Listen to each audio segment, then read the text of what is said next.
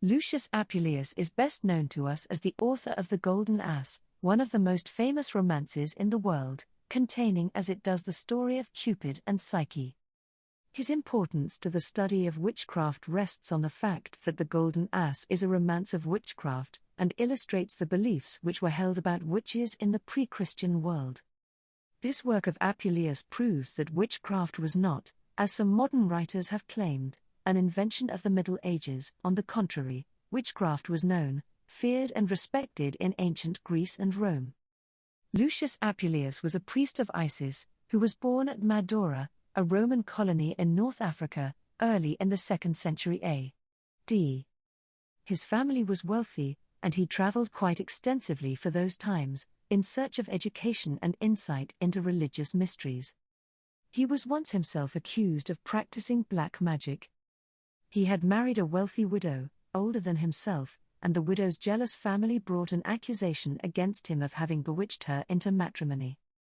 However, Apuleius successfully defended himself in court by a brilliant and witty speech, which was later published under the title of A Discourse on Magic, Apuleius Apologia Sive Pro Se de Magia Liber, with introduction and commentary by H. E. Butler and A. S. Owen, Clarendon Press, Oxford, 1914. His book The Golden Ass has been translated into English by William Adlington in 1566, Simpian Marshall, London, 1930 and AMS Press, New York, 1893, and in our own day by Robert Graves in 1950. It pretends to be an autobiography, telling how Lucius as an adventurous young man found himself in Thessaly, a region in Greece notorious for witchcraft. After hearing from his traveling companions various hair-raising tales about the dark powers of Thessalian witches, he determined to pry into witchcraft himself. His cousin, Verena, warned him that his host's wife, Pamphili, was a most dangerous witch, but her words of caution only made his curiosity keener.